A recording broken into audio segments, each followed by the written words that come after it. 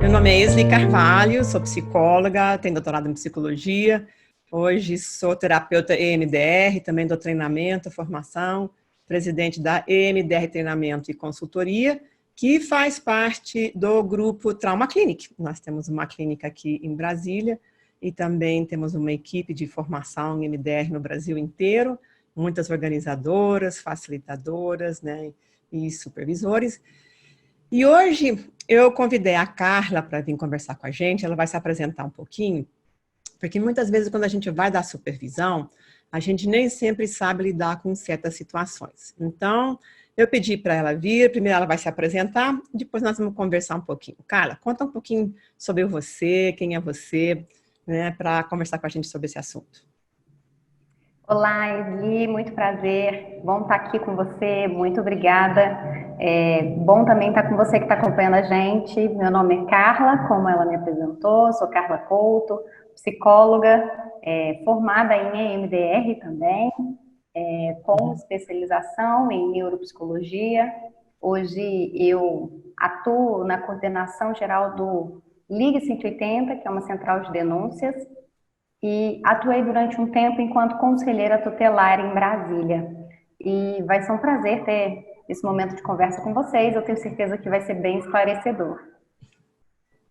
Pois muito obrigada por aceitar meu convite. E muitas vezes quando nós vamos dar supervisão, orientar, ou mesmo com os nossos próprios pacientes, a gente não sabe o que fazer, especialmente em situações onde existe uma suspeita ou até, às vezes, uma comprovação, né, um compartilhamento, especialmente por parte de uma criança, de abuso sexual infantil. Então, eu sei que há leis, né, há leis do governo, né, há também questões éticas dos conselhos, né, de psicologia, e há procedimentos. E eu acho que a gente precisava de assim, um esclarecimento sobre como é que isso tudo funciona e qual deve ser a nossa atuação, como é que são os procedimentos que nós, como psicólogos, devemos ter, tanto para orientar as famílias, né, quanto também a nossa obrigação legal em relação a essas situações. Então, a primeira coisa que eu acho importante a gente falar, Eli, é que, enquanto psicólogos clínicos, a gente acaba escutando muita história ruim. E, às vezes, até situações que a gente não tem, não está preparado para ouvir, né? Então, o mais importante que eu acho é a gente começar com o psicólogo sabendo se ele dá conta de ouvir. E aí, ele buscar uma supervisão, ele buscar uma terapia, para a primeira coisa, ter contato com o assunto. Lidar com o abuso sexual, lidar com situações bem graves, assim, adversas, nem sempre é tão fácil, mas fica mais fácil quando a gente tem um pouco mais de estrutura para lidar com isso, quando a gente está preparado para essa situação. Então, acho que a primeira dica fica exatamente essa. A segunda coisa é que os psicólogos têm muito medo de lidar com o sigilo, né? Sigilo é algo muito sagrado para o psicólogo, eu costumo usar esse termo, meio sagrado, porque muitos psicólogos têm muito receio, e quando eu devo quebrar o sigilo, quando é que eu apresento uma denúncia, quando é que eu descubro uma situação com o meu paciente, com uma criança que está passando por uma situação de abuso e de repente ela está precisando de ajuda ou até mesmo pedindo socorro dentro do consultório. Né? Então, existem formas de fazer isso, é possível sim, o psicólogo não precisa morrer como um túmulo, né? E tem duas coisas que eu sempre oriento as pessoas que me procuram e que perguntam sobre isso. Uma é quando o paciente está colocando em risco a sua própria vida ou quando ele está colocando em risco uma segunda pessoa, um terceiro, né? Que é o caso de abusos intrafamiliares. A gente sabe que 90% dos abusos hoje cometidos, eles são cometidos dentro de casa. Então, a maior parte dos violadores estão dentro dos lares. São pessoas que fazem parte do ciclo familiar. Então, essa relação é muito, muito delicada, é uma linha muito tênue. E existem, sim, situações onde a criança pode ter interpretado uma situação, um carinho ou uma situação que passou um pouco do limite dela e ela tem interpretado isso como um abuso. A minha dica é sempre acredite na criança, sempre acredite na vítima no sentido de dar a ela a oportunidade de falar sobre aquilo. Quando a gente fala do sigilo e as pessoas ficam com medo, às vezes até de denunciar, porque elas não conhecem os canais de denúncia, elas não sabem que a denúncia pode ser feita de forma anônima, e isso é muito importante deixar claro. O psicólogo pode sim denunciar uma situação de abuso sexual, desde que ele saiba se ele quer, de fato, que o nome dele esteja envolvido com essa denúncia, ou se ele quiser fazer uma denúncia anônima. Existem meios para fazer isso, né? Só que antes de fazer a denúncia, uma coisa que a gente sempre indica é avalie a rede de proteção dessa criança. Quando você for fazer uma denúncia, em momento nenhum eu falo não denuncie, pelo contrário, denuncie, mas é importante que quando você for fazer a denúncia, você verifique a rede de apoio e de proteção que essa criança vai ter. Porque muitas vezes o abusador pode ser o arrimo de família, pode ser aquela pessoa que é o manda-chuva da casa, é a pessoa que exerce influência sobre outros membros da família. E quando você faz essa denúncia, a criança fica exposta a outras violações, que não só o abuso sexual, mas às vezes o abuso físico, psicológico, que normalmente estão associados aos abusos sexuais. Então, a primeira coisa que eu falo é verifique se a criança tem alguma rede de apoio, se ele tem tios, como que seria o comportamento da mãe em uma situação de descobrir o abuso, ou se a mãe, ou se que às vezes a gente fala pai, mas pode ser a mãe também que pode estar abusando, um tio, uma tia, uma pessoa que é da família que mora na residência, um vizinho muito próximo, um compadre, uma comadre de casa, que é muito comum também. Mas veja qual é o apoio. Tem que ter um apoio de um adulto para essa criança, para que ele possa se sentir acolhido, ele possa ter alguém que o ajude a se defender. E a segunda coisa é que a criança possa aprender limite, dizer não, dizer e sinalizar para esse adulto, que seria a rede de apoio dele, que ele está sofrendo risco, ele está numa situação de risco, que ele possa identificar com uma palavra, com uma situação. Eu costumo ensinar, eu tenho 3 filhos, e lidando com abuso sexual com muita frequência, a gente acaba preocupado, né? Eu costumo dizer que são os efeitos colaterais de alguns trabalhos.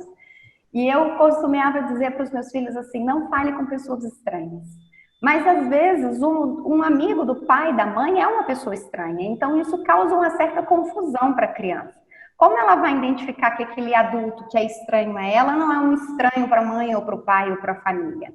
Então, eu comecei a ensinar os meus filhos um termo que é o adulto trapaceiro. Então, existem adultos que são trapaceiros e que eles, às vezes, podem se aproveitar ou querer utilizar de alguma situação para se aproveitar de uma criança. Então, eles já aprenderam que existem partes do corpo deles que são íntimas e que as pessoas não podem tocar, que eles têm uma palavra de sinal para sinalizar a quem for adulto ou uma pessoa de confiança que estão numa situação que pode ser um perigo, que eles não estão gostando, e que existem adultos que são trapaceiros e que eles podem, de alguma forma, querer fazer mal com alguma dessas crianças, seja com eles ou sejam com outras crianças que estejam perto deles.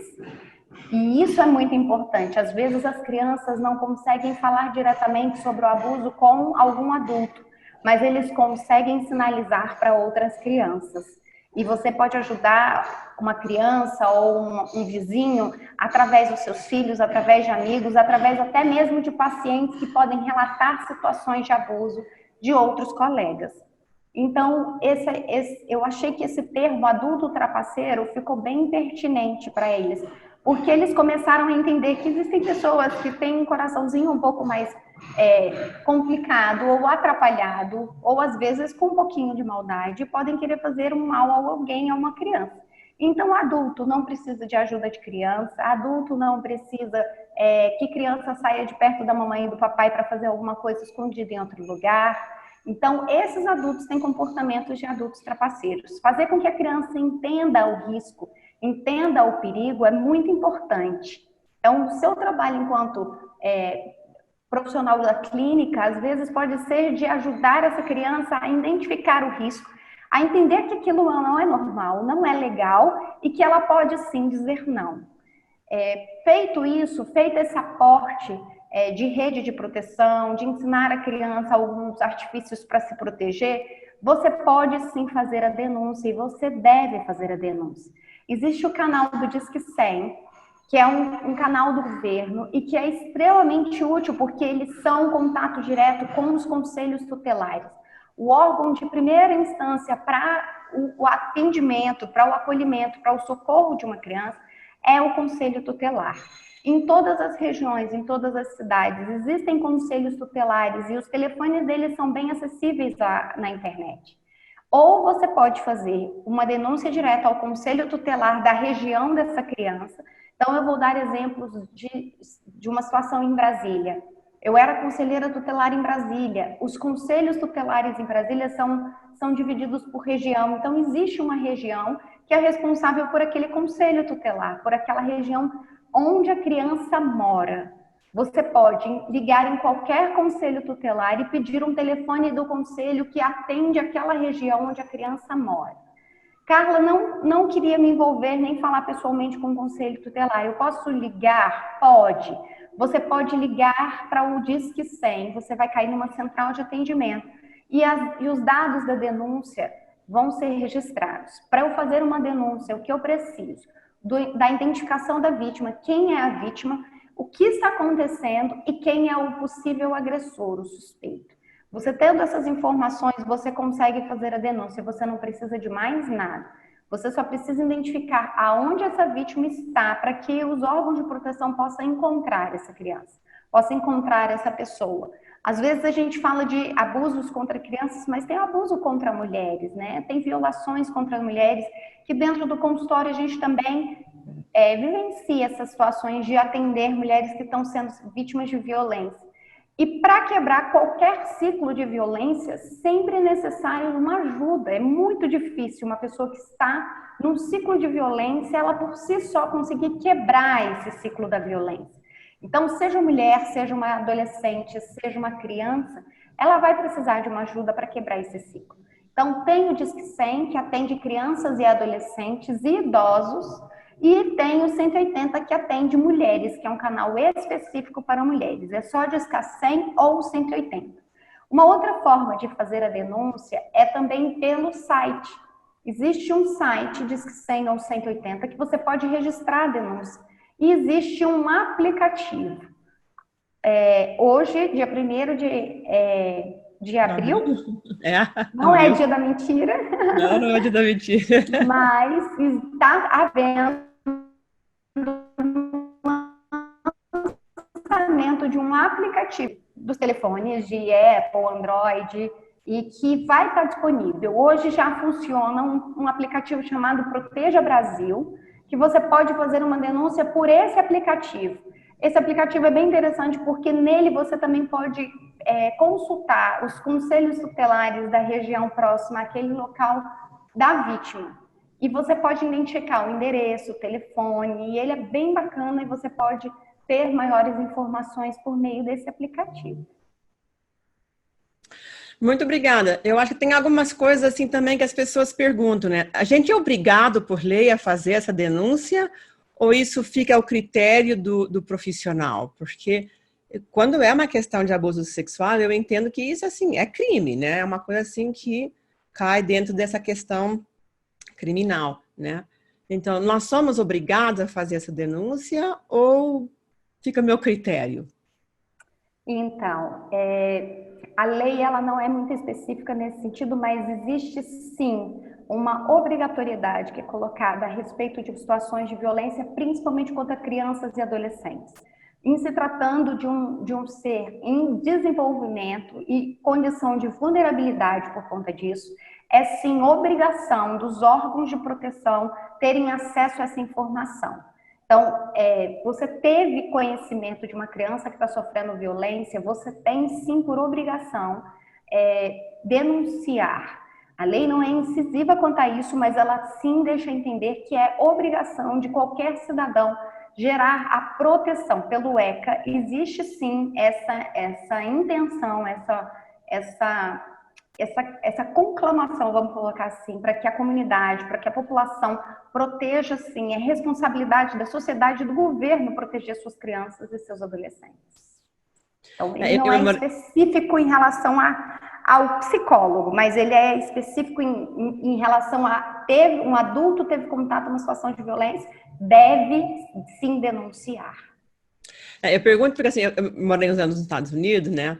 E a gente tinha, assim, obrigatoriedade, né? Se a gente soubesse, éramos obrigadas realmente a fazer a denúncia, porque senão nosso CRP, inclusive, nossa licença para trabalhar, ficava em risco. Se mais adiante descobrissem que a criança estava sendo abusada no tempo em que ela estava debaixo dos meus cuidados, a minha licença profissional ficava em risco e eu podia ser processada por isso, diante da questão da obrigação de avisar mesmo, de romper. E eu acho que você falou uma coisa importante, né? A dificuldade que às vezes a gente tem de romper sigilo, né?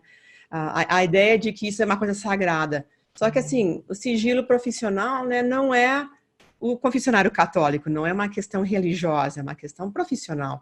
Então, regem outras regras, né? E nós temos essa obrigação de proteger a criança. E eu acho que aí vem uma outra questão, que às vezes as pessoas têm certa relutância de fazer a denúncia, né? Eu já vi situações onde, em vez de tirar o abusador de casa, tiram a criança. Então, ela fica vitimizada duas vezes, porque ela sofreu o abuso e aí ela perde a sua casa, né? Em vez de tirar o abusador. A gente não quer tirar o abusador porque é o pai, é o arrimo de família, é o padrasto, essas crianças vão morrer de fome, né? Então, Hoje não acontece mais isso, Esli. Hoje, pela lei, a criança ela é sempre entendida como a parte vulnerável.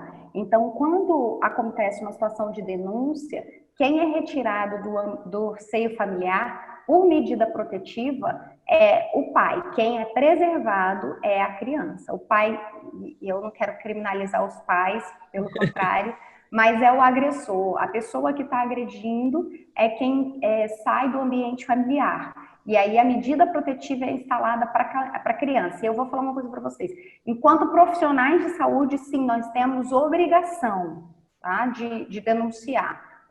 Profissional de saúde, atendimento profissional, sim, é obrigatório a denúncia, né? Quanto nós profissionais, sim, porque existe a questão da conivência. Se você não denunciar, você pode ser, sim, incluído no processo como parte conivente à situação.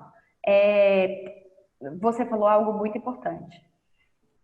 Agora, hoje a legislação, ela já não tira a criança. E os laços familiares, eles são sempre preservados. Mesmo que um pai ou a mãe seja indicado ou entendido pela justiça que não tenham mais condições de cuidar daquela criança, os vínculos familiares sempre são preservados, no sentido de procurarem sempre uma família extensa, ou um avó, um tio, para evitar exatamente essa ruptura. Hoje a justiça evita ao máximo a ruptura por completo para a criança. A institucionalização de uma criança, o abrigamento de uma criança é a última instância quando de fato não se encontra nenhuma outra saída.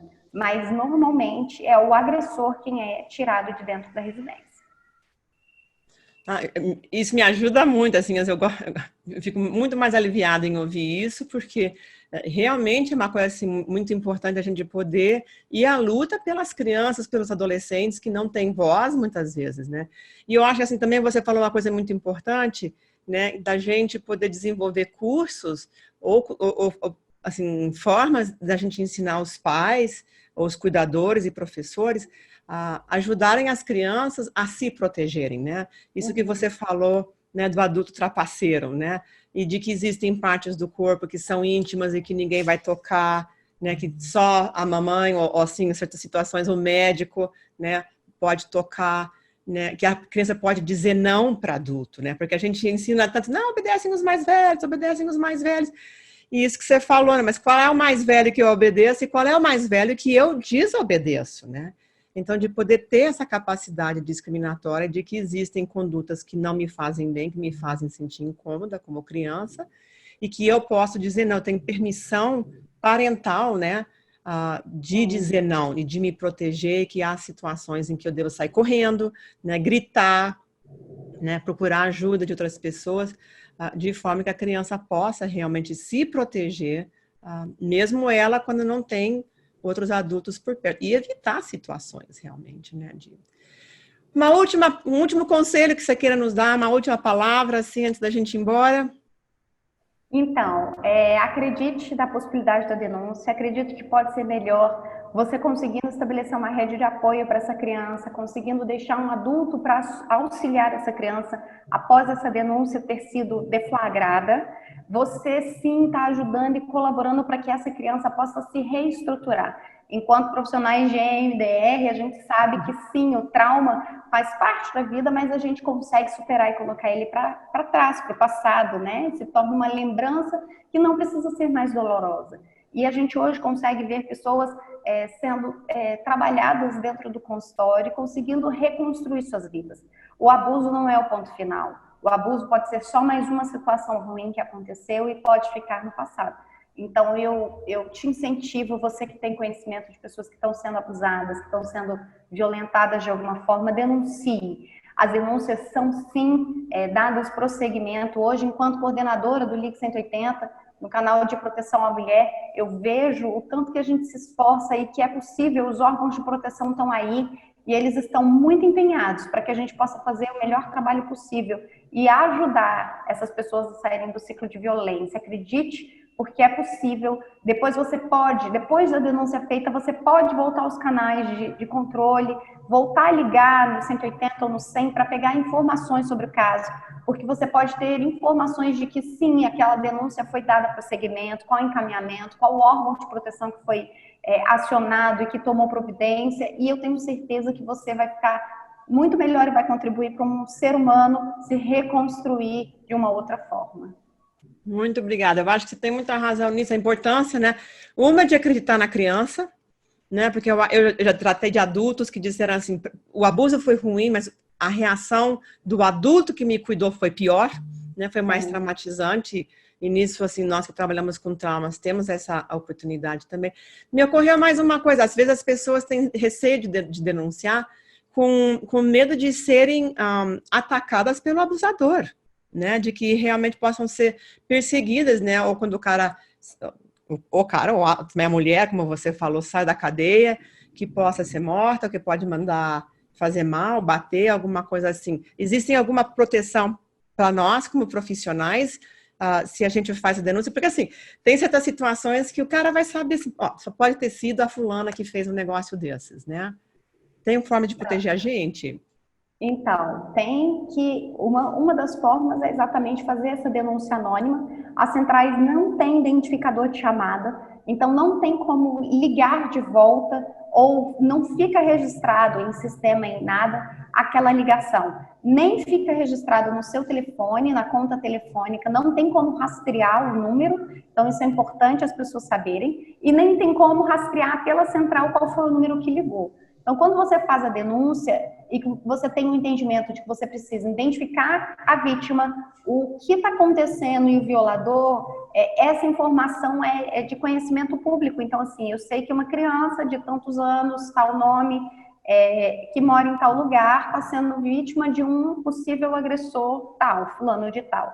E aí os órgãos de proteção, eles são responsáveis por identificar demais informações.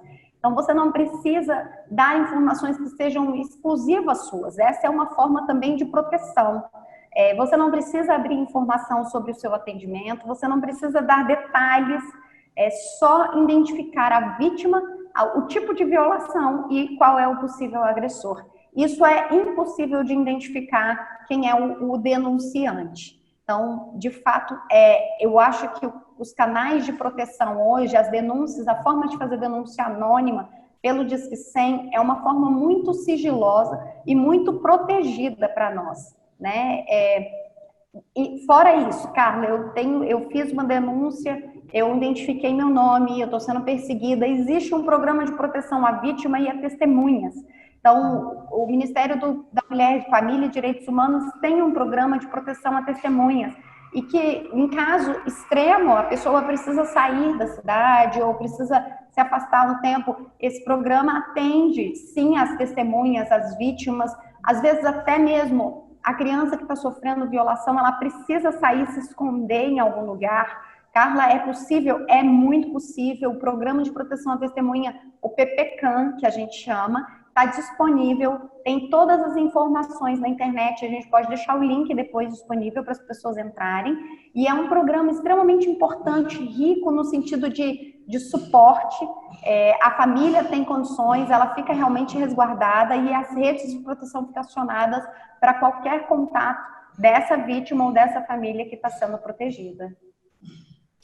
Ah, que bom. Muito bom saber que existem esses programas, né? Às vezes não tem noção do tanto que existem possibilidades, né, de ajuda, não só para as vítimas, né, mas para a gente também como profissional nessa obrigatoriedade. E eu quero te agradecer, eu acho que você falou uma coisa assim muito importante, que o abuso sexual não é o fim, né?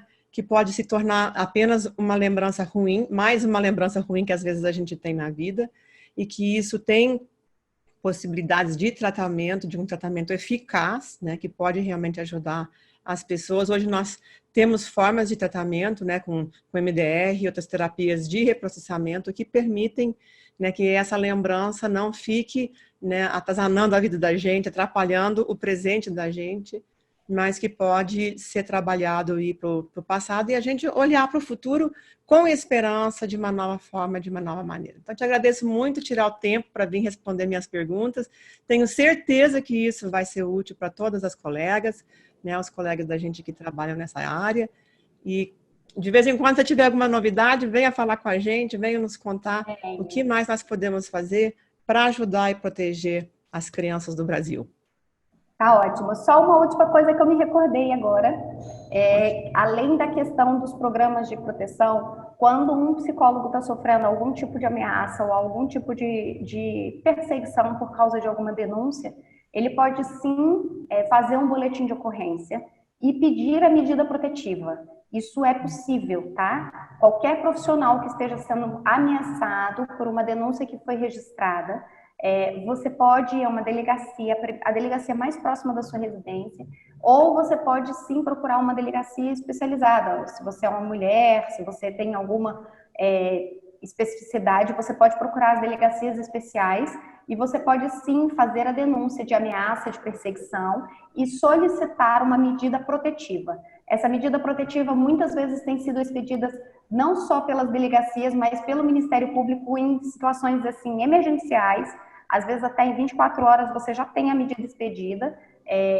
As promotorias têm trabalhado de uma forma muito ágil nesse sentido e aí você consegue ter o afastamento dessa pessoa e o acionamento da polícia. Quando você tem uma medida protetiva e um agressor ou um suspeito está insistindo em quebrar o descumprimento da medida protetiva, é prisão na certa.